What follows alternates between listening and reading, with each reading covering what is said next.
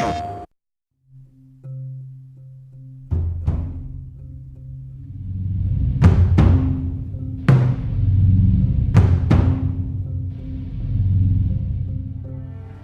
really want to make sure that there's that contrast between the negative space and then the high tension spikes. You need the exploration, you need the scavenging, you need something to say like, okay, I'm setting a certain tone and a patina here so that then we can contrast that with some stark like changes. We need the intensity to strike a different chord. That only works if you have the negative space to play off of. We wanted you to be forced to make some choices in the world that showed how depleted the resources were. You know the drill. Look around, see if there's anything we can use. And we really wanted to give you a reason to go explore this space.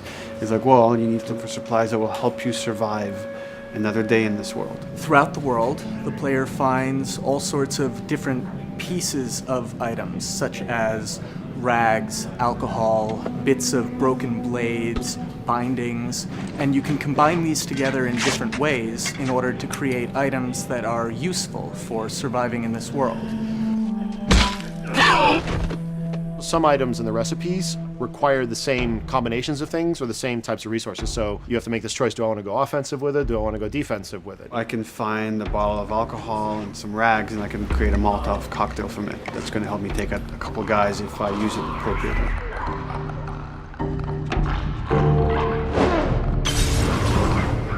Or I could use those same ingredients and craft a medkit.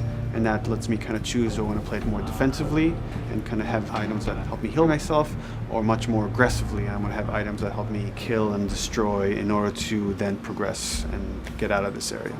Molotov and Medkit are not the only ones that have these interesting overlaps. You can craft a shiv out of a binding and a blade so that you can sneak up behind somebody and take them out more quickly and more quietly, or can be used to jimmy open locked doors. So you are expending a binding and a blade in the hopes that there's going to be something awesome on the other side of that door. Or you could craft a melee upgrade. So you might have some nails that you've picked up or a pair of scissors or something. You're going to be able to use bandages and use these things to attach them to the 2x4. So now you've got a more powerful melee weapon. This is something you're going to be able to run and take down an enemy with a single blow.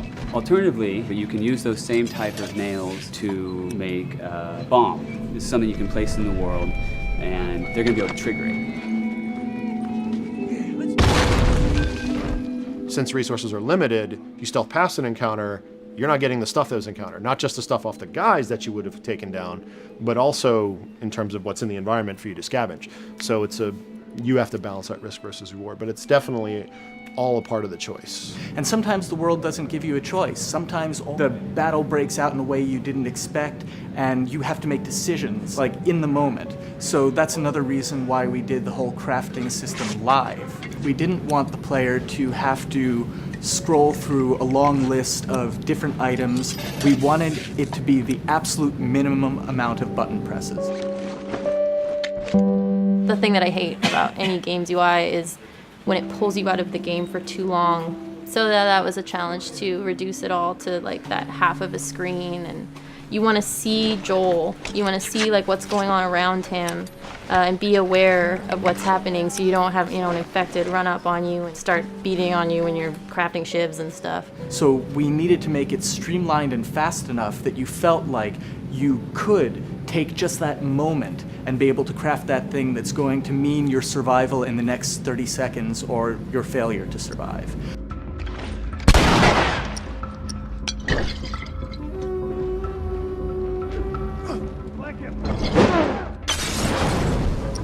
The brutality of the encounters is allowing us to reach into the tone of the survival aspect of the game.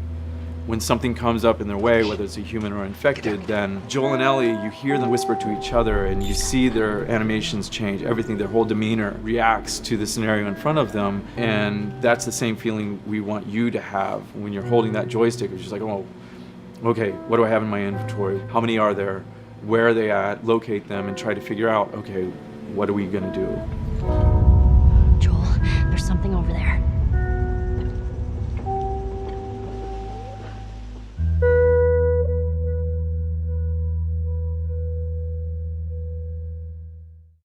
テンション